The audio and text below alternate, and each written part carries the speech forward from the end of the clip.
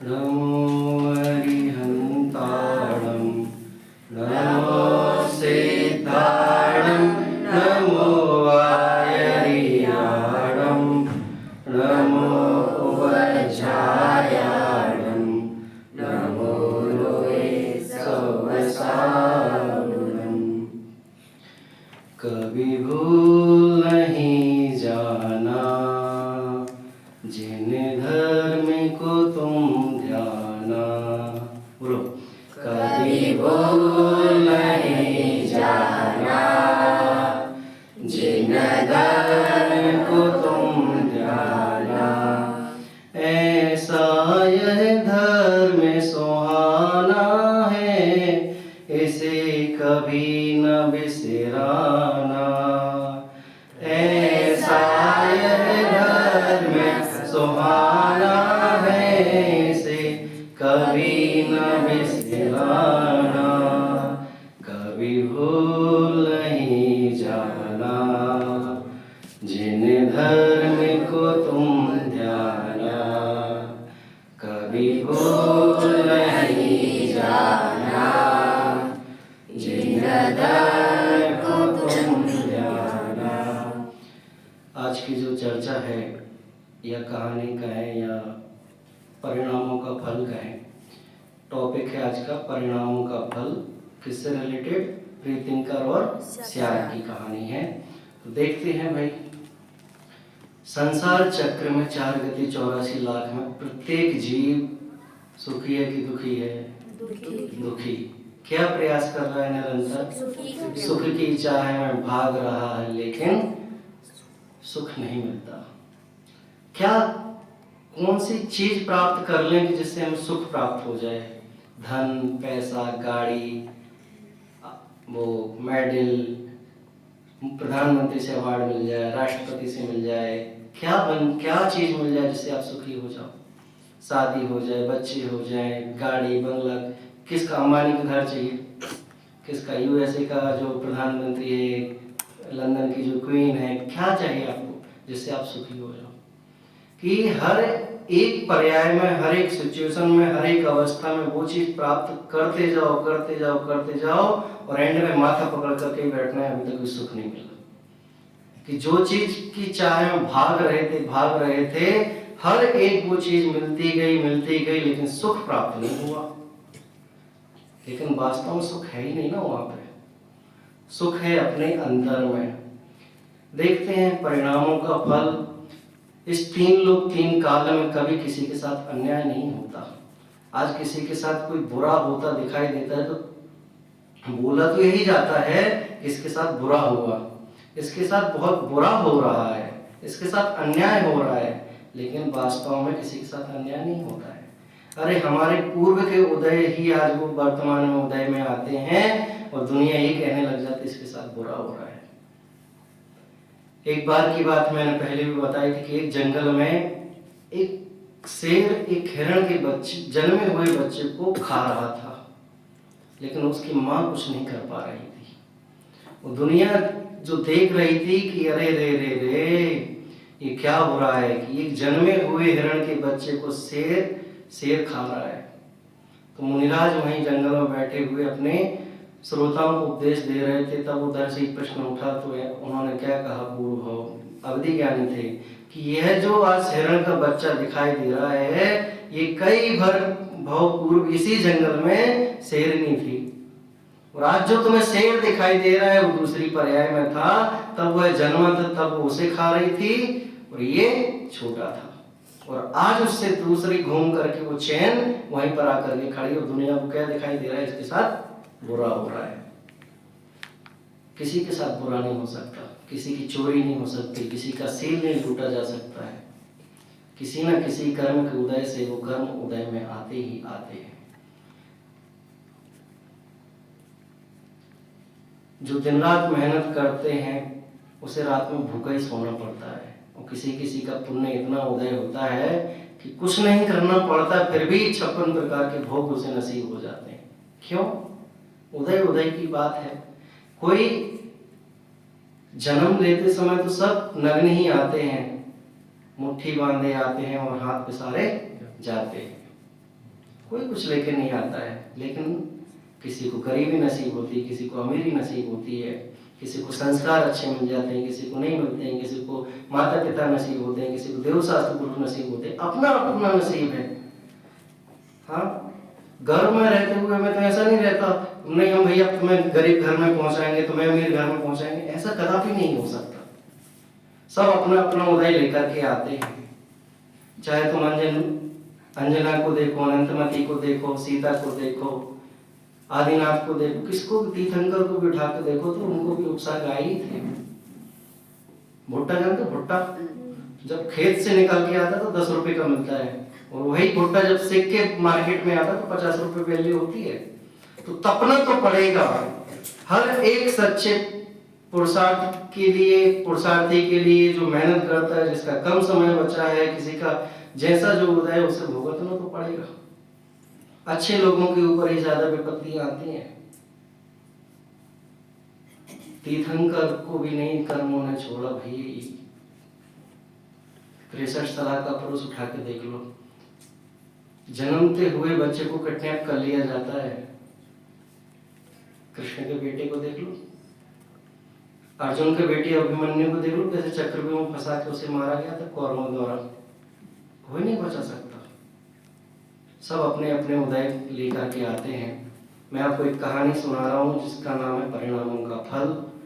देखिए, मगध देश था और उस मगध देश में भी एक नगर था सुतिष्ठ। वहां के एक सेठ थे, जो सेठ का नाम था धनमित्र और उनकी पत्नी का नाम था धनमित्रा। क्या नाम बोला भाई? सेठ का नाम और पत्नी का नाम धनमित्रा। कौन सा देश था? मगध देश। तो उनकी कोई संतान नहीं थी। जीव हर जगह एक जगह दुखी दुखी दुखी दुखी और दुखी ही है, कहीं सुखी नहीं है। यदि संतान हो जाए तो दुखी, नहीं होवे तो दुखी, और घर में ही रहते हुए मर जाए तो भी दुखी। मेरे ही कोई रिलेटिव में है, उन 2 बहनें थी। 2008 में बड़ी बहन के लिए संतान हुई, 3 महीने बच्चा जन्मा, और किसी इन्फेक्शन के कारण पूरी जो पूंजी थी घर की, वो उसी में दवाई डॉक्टर के यहाँ होते होते पूरे घर को खाली कर दिया, और 3 महीने बाद वो मरण को प्राप्त हो गया। 2022 में दूसरी छोटी बहन की शादी हुई। 9 महीने गर्भ में रहा, और जैसे ही अंतिम 2-3 दिन स्टेज को थे, जो नाल रहती ना बच्चे की नाल, तो वो उसके गले में फंस गई, और वही उसके लिए फांसी का फंदा बन गया, और वह मारा गया। डॉक्टर ने बताया नहीं या पता नहीं चला, जो भी सिचुएशन पता नहीं, लेकिन जब लास्ट स्टेज पर कुछ भी एक्टिविटी नहीं हुई गर्भ में, पेट में, और कोई फीलिंग पेन नहीं हुआ, तो जब चेकअप किया तो उन्होंने बोल दिया सॉरी। दोनों बहनों का क्या किया होगा उन लोगों ने? पूर्व भाव के कुछ न कुछ उदय रहे होंगे ना। उन्होंने भी किसी न किसी की प्रार्थना कोई की हुई होगी, किसी न किसी रूप में कुछ न कुछ उपदेश दिया होगा, लड़ाया भिड़ाया होगा, झगड़ा किया होगा, तभी तो आज ऐसे उदय आए। दोनों के साथ ही ऐसा क्यों हुआ? आज हम जो कुछ भी कार्य करते हैं वो समय पा करके काल में परिवर्तित होते, इस पर्याय में नहीं अगली पर्याय में वो उदय में जरूर आते हैं। आज बैठे बैठे भी हमें तकलीफ होने लग जाती है, हम तो कहते हैं हमने तो कुछ नहीं किया, ऐसा क्यों हो रहा है हमारे साथ? आज जो अपन शांति से जी रहे हैं, प्रवचन सुन रहे हैं, जो रोज स्कूल जा रहे हैं, भोजन मिल पा रहा है, हमें देवशास्त्र गुरु का समागम मिल पा रहा है ना, तो वो लाइन में लगी हुई पुण्य के उदय से तुम ये भोग पा रहे हो। और वो कब पुण्य का उदय पाप में बदल जाए, पाप का उदय पुण्य में बदल जाए, ये तुम्हारे हमारे हाथ में भी नहीं है। सेठ और सेठानी बहुत चिंतित थे। कौन सेठ सेठानी भैया? धनमित्र और धनमित्रा बहुत दुखी थे। उन्होंने सोचा कि अगर हमको संतान नहीं हुई तो ये वैभव का घर में रह के क्या फायदा। तो जंगल में चले गए और मुनिराज को तलाशते तलाशते जंगल में मुनिराज मिले। नमोस्तु कहकर उनसे विनय करने लगे कि हे मुनिराज, हमारे यहाँ कोई संतान नहीं है। अब मुनिराज अवधि ज्ञानी थे, वैसे उन्हें कोई प्रलोभन नहीं होता, कोई इच्छा नहीं होती कि वो बताएं, लेकिन उन्होंने बात रखी और नैमित्तिक संबंध से उन्होंने भी कहा कि सेठ ने कहा कि अगर हमको संतान नहीं हुई तो आप बता दो तो हम जिंदगी दीक्षा ले लें। शर्त शर्त के कहने पे होती है क्या? दीक्षा। दीक्षा तो मुनि दीक्षा और आर्यिका दीक्षा तो अपने मन के वैराग्य से उत्पन्न होती है। सशर्त थोड़ी होती है कि संतान होगी तो हम दीक्षा नहीं लेंगे और नहीं होगी तो हम निकल जाएंगे। ये क्या बात हुई भाई? तो मुनिराज ने अपने ज्ञान से जाना कि तुम्हें कुछ काल पा करके तुम्हारे लिए संतान होगी, और जो संतान होगी वो तद्भव मोक्षगामी होगी। इसी भाव में जन्म लेकर के इसी भाव से 8 कर्मों को नाश करके मोक्ष जाएगा। वचन आदि सुन करके अपने घर वापस आ गए और काल पा करके सेठ और सेठानी को कुछ वर्ष बाद पुत्र की प्राप्ति हुई। और पुत्र की प्राप्ति होने पर बहुत चंचल सुंदर कामदेव जैसा उसका शरीर और इतना सुंदर मनमोहक, उसे हर कोई जीव खिलाना चाहे। किसी किसी का भाग्य होता है कि कोई छोटे बालक को देखे तो दूर से देख करके उसे उत्साह जागृत होता है। और कुछ बच्चे इतने अच्छे होते हैं फिर भी लेने का भाव नहीं होता है, कुछ रोते ही रहते हैं। कोई हर किसी के पास आ जाता है, कोई 1 नंबर भी कर देता तो भी गुस्सा नहीं आती, और कोई रोने लग जाए तो भी गुस्सा आने लग जाती। अपनी अपनी परिस्थिति है। देखो, आज आप लोगों को भी कहा जाए कि आपका गोल टारगेट क्या है, तो आप बताओगे मुझे कोई बनेगा सीएम बनना है, कोई बनेगा पीएम बनना है, कोई पुलिस में जाना है, कोई आर्मी में जाना है, कोई डॉक्टर, कोई इंजीनियर, कुछ ना कुछ शास्त्री बनना है। हर फील्ड के लिए आप कुछ ना कुछ बन जाएंगे। और आपके पास एक लाइन में 20 फोटो रखे जाएं जो एक से एक आइडियल हुए हैं, आदर्श पुरुष हुए हैं, और उसमें से 20 फोटो में 2-3 फोटो आपके पास, एक फोटो भगवान की रखी जाए, एक फोटो आपकी माता की रखी जाए, एक पिता की रखी जाए, और एक आपके टीचर की रखी जाए। तो बताओ आप कौन सी चूज करोगे? आप यहाँ पे तो कह दो कि हम भगवान की चूज करेंगे, कोई बोलेगा माता की करेंगे, कोई पिता की करेंगे, कोई टीचर की करेंगे। लेकिन मैं दावे के साथ कह रहा हूं आपसे कि आप उन 4 फोटो को तो सिलेक्ट नहीं करोगे। क्यों? अनादिकाल से आपकी थिंकिंग में वही बैठा है कि यही सबसे उत्तम पुरुष हैं, यही सबसे उत्कृष्ट हैं। आज किसी को भारत रत्न मिल जाए, वीर चक्र मिल जाए, कौन से क्या होते हैं, तो आप उसमें अपनी समझदारी समझते हैं, उसमें अपना सुखपना समझते हैं। लेकिन वास्तव में सुखपना नहीं है।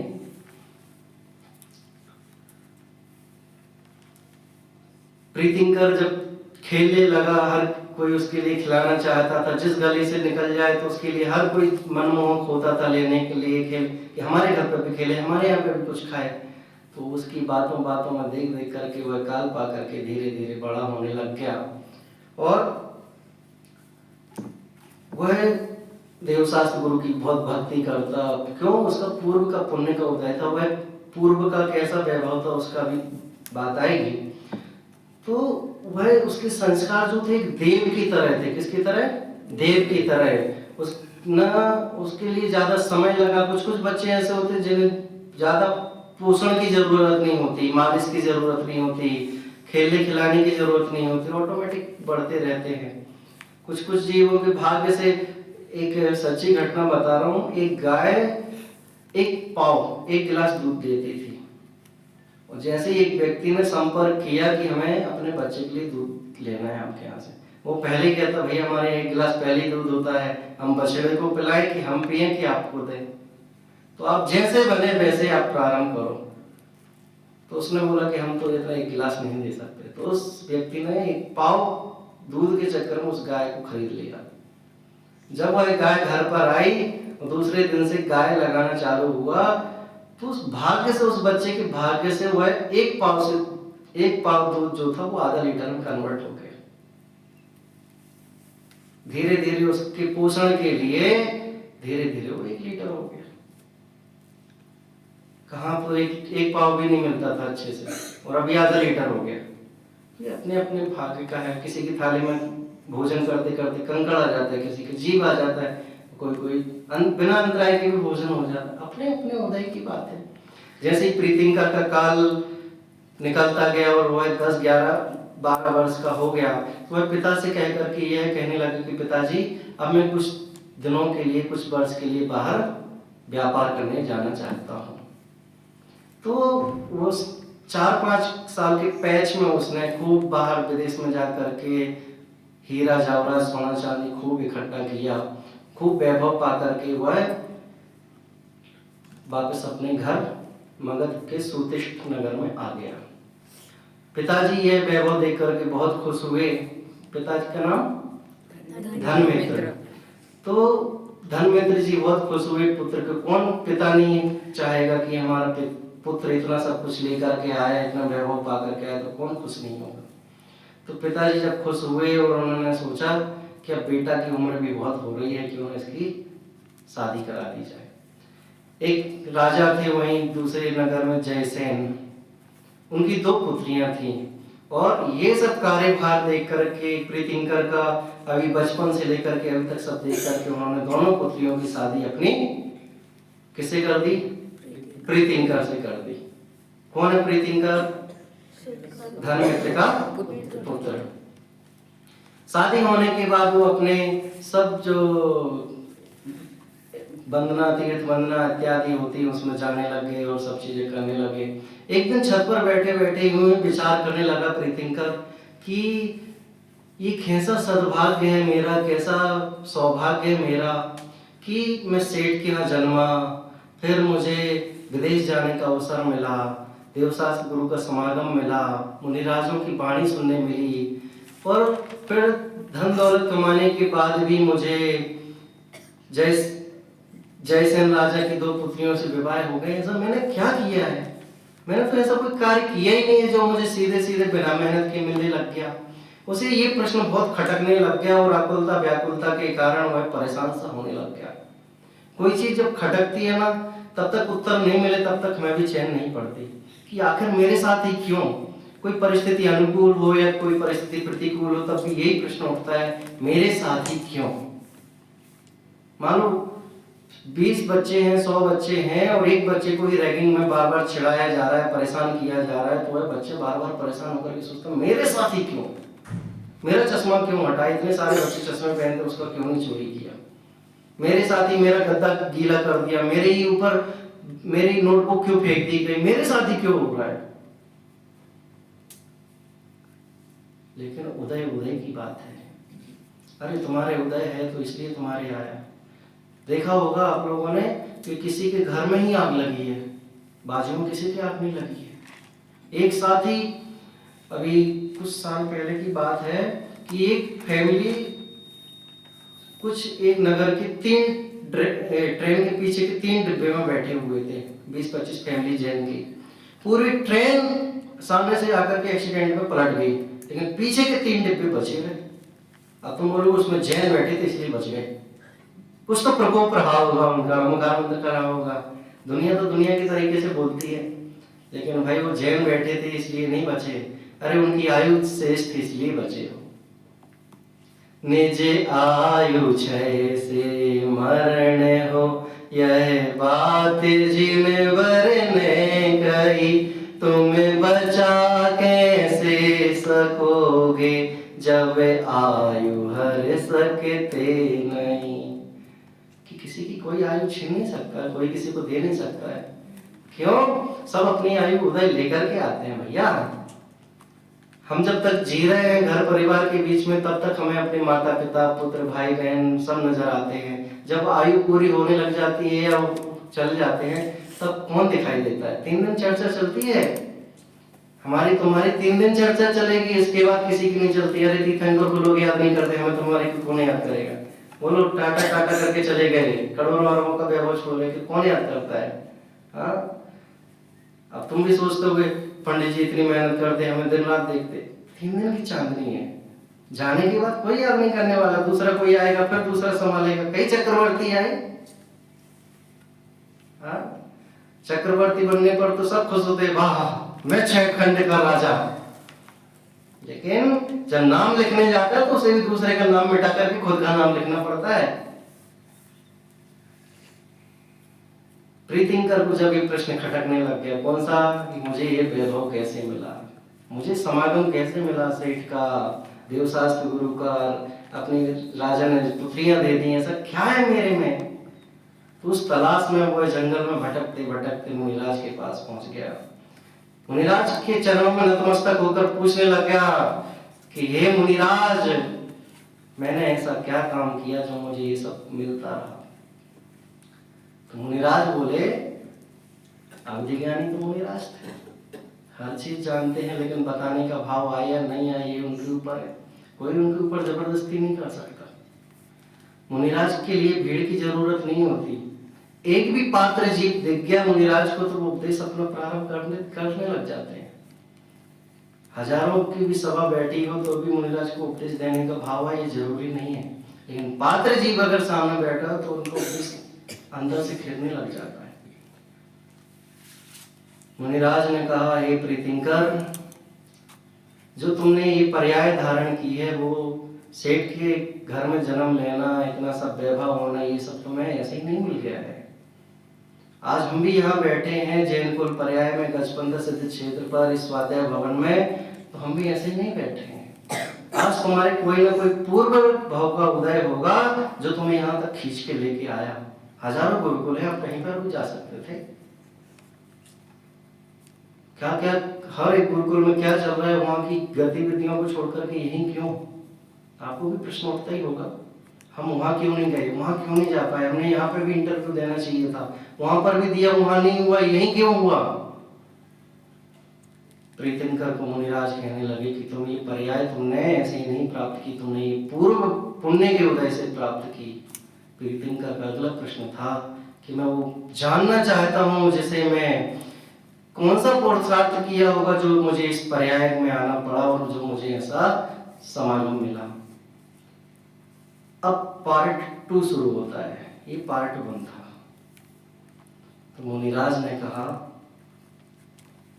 हे प्रीतिंकर, तुम एक उज्जैन के जंगल में, घनघोर जंगल में एक सियार के रूप में थे।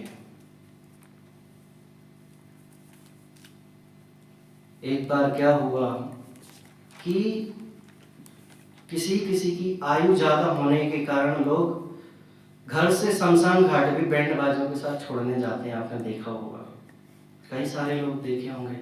बारात के साथ तो बैंड बाजे बजते ही हैं, जन्म हुए अच्छे राजघराने में पुत्र के तो बैंड बाजे बजते ही हैं, लेकिन मरण में भी किसी की आयु ज्यादा हो तो उसको भी घर से शमशान तक भी बैंड बाजों के साथ छोड़ा जाता है। देखा है, कितने लोगों ने देखा है? तो उस समय किसी मुर्दा के लिए, किसी डेड बॉडी के लिए घर से जंगल के लिए नहीं ले जाया जा रहा था। उस समय नगर में एक मुनिराज का आहार हुआ था और श्रावक श्राविकाओं ने बैंड बाजों के साथ उन्हें जंगल में छोड़ने के लिए, विहार करने के लिए गए थे। सियार ये सब घटना देख रहा था, सोच रहा था चलो आज तो एक मुर्दा अच्छा मिला। क्यों? वो तो मांसाहारी होता है। जब वह सोच रहा था, वो सब श्रावक श्राविकाएं बैंड बाजों के साथ मुनिराज को जंगल में छोड़ करके वापस चले गए, मुनिराज वहीं रह गए। लेकिन मुनिराज ध्यानस्थ अवस्था में बैठ गए। सियार सोचने लग गया कि ये कैसा मुर्दा है, अभी तक तो जितने मुर्दे आते थे वो तो सब आड़े पड़े रहते थे, जला देते थे, कुछ लोग फेंक जाते थे, ये कैसा मुर्दा है, ये तो टिका हुआ बैठा है, ये कैसा है? टकटकी लगा करके देखता रहा। लेकिन जो स्वभाव से, जिसका जैसा जो स्वभाव होता है वो स्वभाव नहीं छोड़ता। सियार मांसाहारी था, आक्रमणकारी था, उसने अपने मन में ये भाव बनाई लिए कि मुझे तो आक्रमण करके आज का दिन पूरा करना है।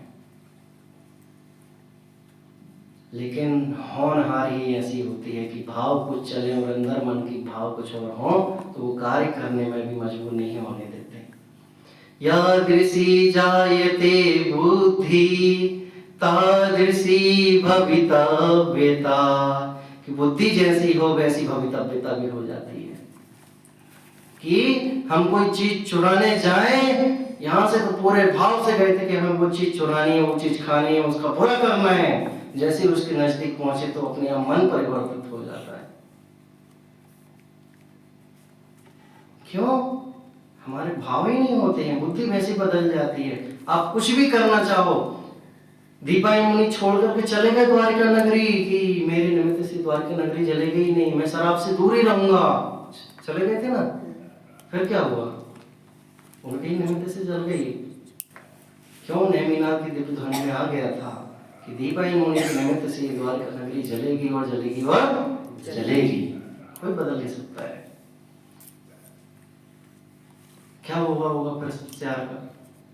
श्यार ने जैसे ही आक्रमण करने का सोचा, लेकिन उसके भाव ही नहीं हो गए और वह मुनिराज के चरणों में नतमस्तक हो गया। श्यार बोल सकता है क्या? नहीं बोल सकता। मुनिराज भी ध्यानस्थ बैठे थे और वो टकटकी लगा करके मुनिराज की ओर देख रहा था। कौन? श्यार। किसकी बात चल रही है? श्यार की अवस्था की, पूर्वभव के प्रीतिंकर की। कौन सुना रहा है ये कथा पूरी? मुनिराज। किसको सुना रहे हैं? प्रीतिंकर को। किसकी कहानी इस प्रीतिंकर की? उसकी स्वयं पूर्वभव की। जैसे ही मुनिराज ने आंखें खोली, आंखों ही आंखों में संवाद चालू हो गया। जरूरी नहीं कि मुनिराज उपदेश ही दें, समूह शरण में भी जो तीर्थंकर विराजमान रहते हैं वो कोई उपदेश मुख से नहीं देखते, सर्वांग से खिड़ता है, उनके मन में ही प्रश्न उठता है और मन में ही समाधान हो जाता है।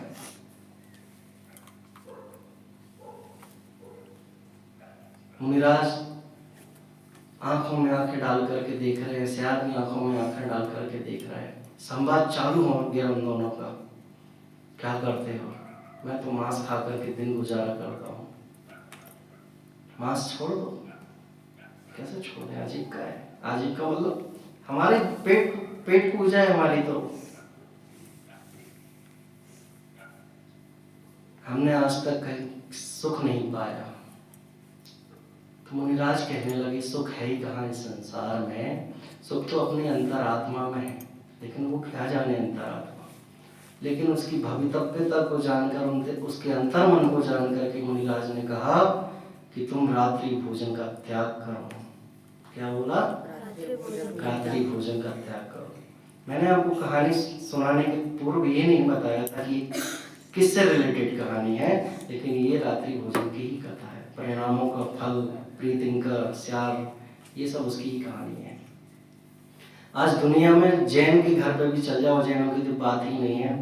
रात्रि भोजन के त्याग तो बहुत सारे लोग करते हैं, लेकिन रात्रि भोजन के त्याग के नाम पर भी क्या क्या खाते हैं आपको पता है?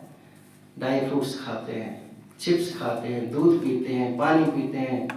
अरे भैया, जैन शासन कोई अन्न का अकेला त्याग नहीं होता है।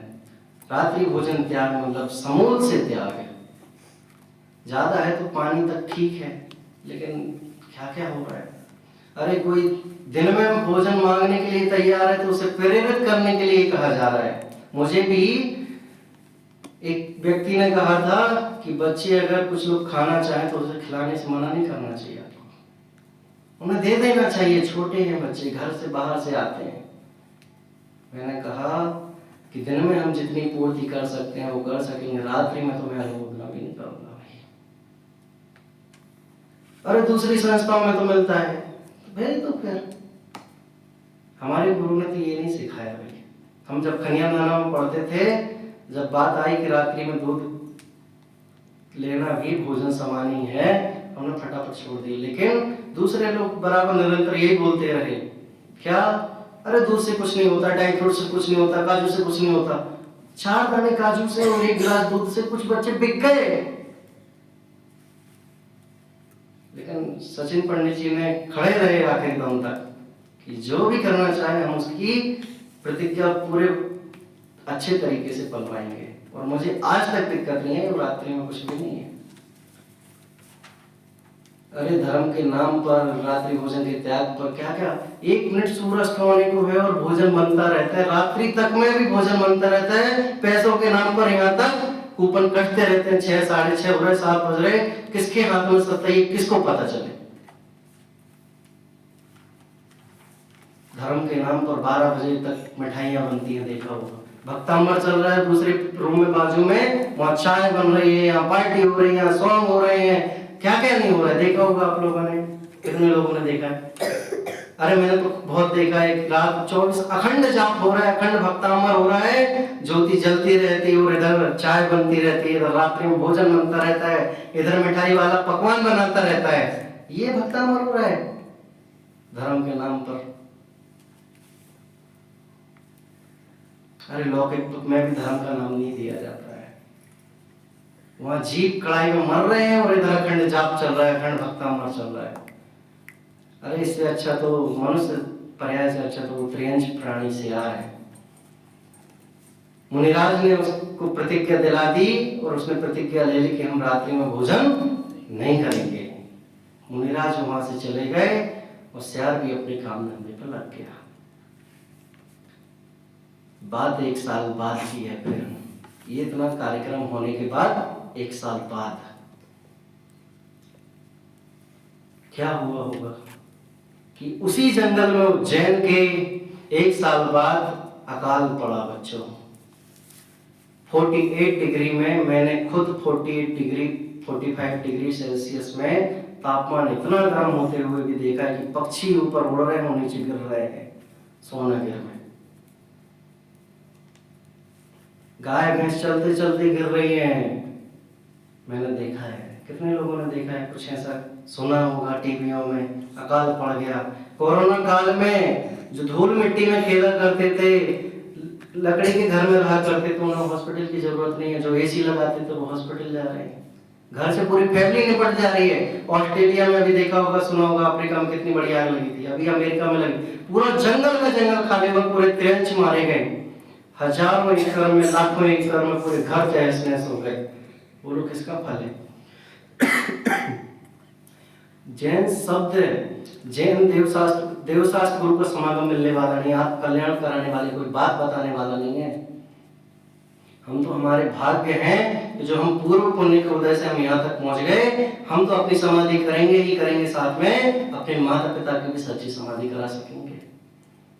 आज दुनिया के, समाज के लोग दूसरे जो पढ़ाई कर रहे हैं, कितना भी अचीव कर ले वो चीज, फिर भी शांति नहीं मिलने वाली। लेकिन आपके एक तत्व ज्ञान के बल से आप अपने परिवार को सुखी रखेंगे ही, आप तो स्वयं होंगे ही, और 2 फैमिली 4 फैमिली आपके निमित्त से भी प्रेरित होंगी। आप यहाँ पर रात्रि में नहीं लेते हैं कुछ भी, दिन में भी चरणालियों का पालन कर रहे, तत्व ज्ञान कर रहे, आपके यहाँ आने से आपकी फैमिली में बर्ताव हुआ कि नहीं हुआ? कितने लोगों को हुआ? कितने लोगों के लिए प्रवचन के बीच में धाराएं चलने लग गई कि आज तक मंदिर नहीं गया, आज तक धर्म का नहीं सुना, लेकिन फिर भी मेरा पुत्र कर सकता तो मैं क्यों ना करूं? अरे नहीं कर दूंगा तो भावना तो भाते ही होंगे। मेरे पास तो सबके फोन आते हैं पेरेंट्स के। तो कितने सारे जीव हैं, और आप लोगों के चरणालियों को देख करके कितने सारे बच्चे प्रेरित होते हैं। हमारे भी बच्चे को ले लिया जाए, हमारे भी बच्चे को गुरुकुल भेजना है, फोन आते रहते हैं। सबके भाग्य की बात नहीं है। 1 साल बाद अकाल पड़ा और श्यार जहां जाए, जहां पैर रखे, उधर ही जीव पक्षी गाय भैंस मारे मरे दिखते थे। पक्षी गिर रहे हैं, कभी कुछ हो रहा है, पानी की एक बूंद नहीं। तालाब सूख गए, कुएं सूख गए, बावड़ियां सूख गई। भोजन बिना महीनों भर रह सकता, लेकिन पानी बिना नहीं रह सकता कोई जीव। आज गरिष्ठ भोजन कर ले तो उसे शाम का भोजन नहीं मिले चलेगा, लेकिन पानी जरूर चाहिए। क्यों? गरिष्ठ भोजन करने से प्यास बहुत लगती है। 1 दिन बर्दाश्त कर जाए, 2 दिन बर्दाश्त कर जाए, तीसरे दिन तो पानी चाहिए ना। श्यार अंदर अंदर बेचैन बेचैन बेचैन बेचैन चक्कर खाने लग गया, इधर उधर लटकने भटकने लग गया, लड़खड़ाते गिरने लग गया। 6 दिन हो गए, 7 दिन हो गए, 8वें दिन हो गए, अब तो चला भी नहीं जाता। जहां एक बार जाकर गिरा सो गिरा। अब तो अंदर से यही भावना हो रही उसकी कि हे प्रभु अब नहीं रहना, अब नहीं सहना, देख लिया संसार। किसी किसी के बीच में बात बोलता हूं, जब प्रतिकूलता आती है तभी धर्म दिखता है। जैसे ही अनुकूलता आने लग जाती है तो प्रतिकूलताओं को भूल जाता है। हर एक कष्ट में, चाहे तुम अच्छे से जी रहे हो चाहे बुरे से जी रहे हो, परसों के प्रवचन में आया था कि किसी और के ऊपर भी प्रतिकूलता है तो ज्ञानी जन अपने ऊपर जान करके उससे सुरक्षित होने का मार्ग चुन लेते हैं। क्यों? क्यों आज उसके ऊपर ये कष्ट आए? जरूरी नहीं है कि मेरे, जरूरी हो सकता है ना कि मेरे ऊपर भी आ सकते हैं। दूसरे का घर चल रहा है, दूसरे का घर लुट रहा है, किसी का बलात्कार हो रहा है, किसी की चोरी हो रही है, किसी के भोजन की कमी है, तो ज्ञानी अपने ऊपर ही इन चीजों को जान करके उससे निपटने का मार्ग जानते हैं तत्व ज्ञान के बल पर। ऐसा नहीं कि भोजन, उनके भोजन की कमी है तो अपने भोजन इकट्ठा करने लग गए, सोना चांदी उनके यहाँ नहीं है तो हम इकट्ठा करने लग गए, ये नहीं। उससे परे, उससे भिन्न अपने को तलाशता है वो। ज्ञानी चिंता भी नहीं करता कभी किसी की, इस भाव की तो करता ही नहीं है, अनंत भाव की भी नहीं करता है। जो जीने की इच्छा रखते हैं वो कछुआ बन जाते हैं, जीव अनंत साल, 1000 साल तक। कछुआ कितनी एज होती है? 1000 साल होता है वो। सांप की, वृक्ष की ज्यादा जीने की इच्छा है ना, लो जियो, खड़े रहो। वाह क्या बैकग्राउंड है पहाड़ का, लो इसी पहाड़ पे ही बन जाओगे आप तुम कुछ ना कुछ। वाह क्या सरोवर है, क्या स्विमिंग पूल है, ऐसे ही फिश बन जाओगे, कुछ ना कुछ बन जाओगे, वही अनंत भाव। पर्याय बन रहे हो तुम, पेड़, पत्थर, पानी, जमीन, 6 चीजें हैं सब कुछ। तो इन चीजों में आसक्त रहता है, दूर दूर तक जाता है, विदेश तक जाता है। क्यों? वहां का बर्फीला इलाका बहुत अच्छा है, वहां का पहाड़ बहुत अच्छा है। कुल्लू मनाली जाता है, अरे जा जा करके तुम अपनी जहां से वो छूट कर के आए हो उसी वापस जगह पर्याय मान रहे हो। सियार लड़खड़ाते प्यासे आते हैं, उसकी बाहर निकलने को थी, गला सूखा जा रहा था, हाय पानी हाय पानी हाय पानी, लेकिन उसे तो तत्व ज्ञान के कारण भी शांति थी। ऐसा लग रहा था पूरे जंगल में सारे प्राणी मारे गए हैं, बस मैं ही अकेला बचा हूं। पता है आपको बच्चों, प्रत्येक सूर्य की किरण होने पर हजारों लाखों जानवरों की गर्दनें कटर की मशीन पर रख दी जाती हैं, उसके लिए गरम गरम पानी में उबालने के लिए डाल दिया जाता है। आज आप जो भी प्रोडक्ट मार्केट का यूज करते हैं वो किसी न किसी रूप में आप खा रहे हैं, चर्बी से बना हुआ, बिस्किट हो, गोली हो, कैप्सूल हो। कैप्सूल जो रहता ना, अंदर एक बूंद बूंद टाइप के रहते, सफेद सफेद मोती टाइप के, उसके ऊपर का जो जिलेटिन रहता है वो सुअर की चर्बी से बनता है, फिश से बनता है। और अपनी सुरक्षा के लिए वो क्या क्या तुम खाने के लिए मजबूर हो। बताओ भैया, नान खटाई सुना है? नान खटाई, घर का बिस्किट तो जानते हो, एक बिस्किट बनाने के लिए 10-20 बिस्किट बनाने के लिए कितना सारा घी चला जाता है, तो भी घर में वो कुरकुरापना नहीं आ पाता है। और आप चाहे तो 10 रुपए में पा लीजिए, से अच्छा टेस्ट आता है। कोई सा भी बिस्किट का नाम लो, कोई सी भी चीज का नाम लो, हर एक चीज में क्या क्या मिलाया जा रहा है। शुगर फ्री भी जो बिस्किट आते हैं 2020 पतंजलि, कौन से जली हो, सब में कुछ ना कुछ मिलाया जाता है।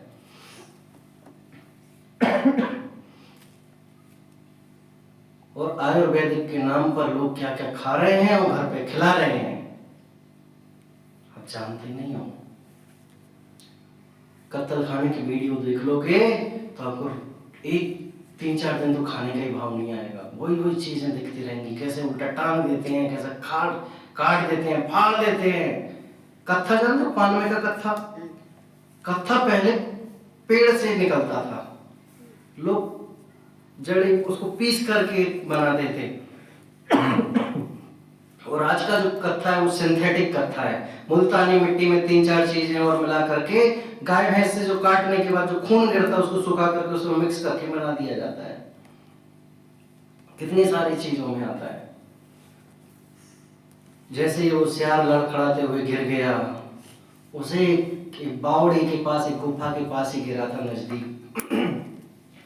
उसे बूंद बूंद कर करके कुछ आवाजें आने लगी, अंदर इच्छा हुआ पानी पानी पानी, खिसकते खिसकते ससकते ससकते उस बावड़ी के अंदर जा पहुंचा।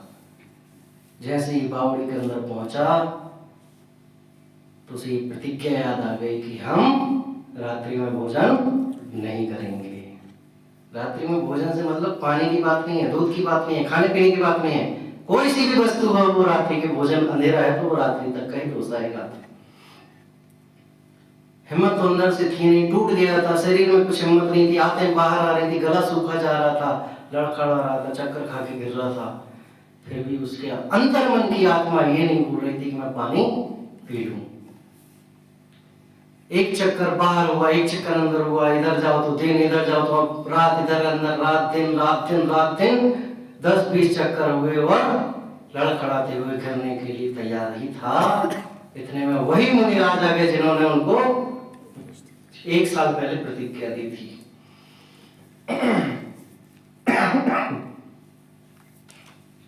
मुनिराज के चरणों में वह गिर गया। मुनिराज को भी अंदर से भाव आए और संबोधन करने लगे, हे भव्य जीव, तू अनादि काल से पानी की मौत में ही मारा गया है।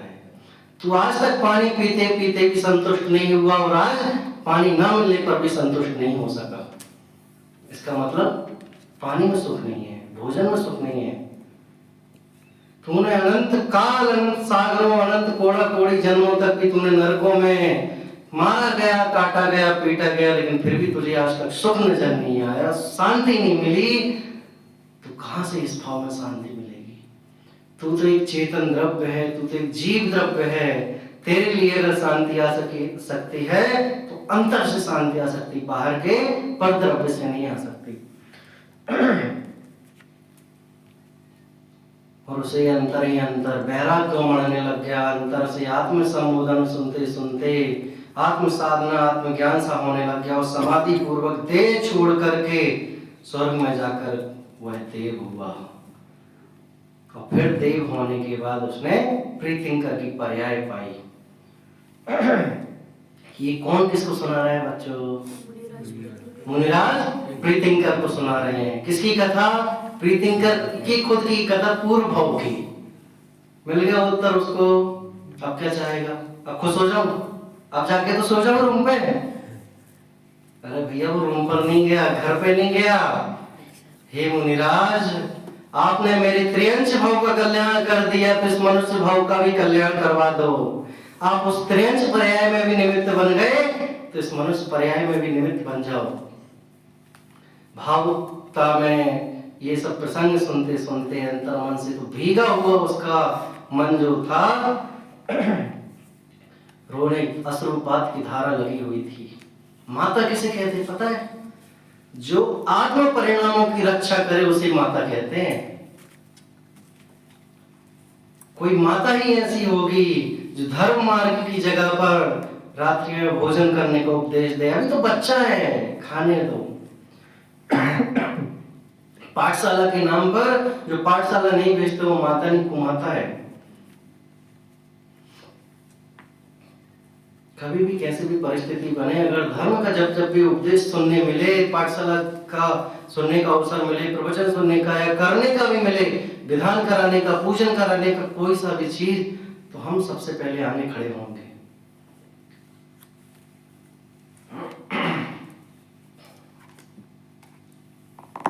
और प्रीतिंकर ने ये सब परिणाम कथा सुन करके मुनिराज से कहा, मुनिराज अब तुम्हें दीक्षा लेना चाहूंगा।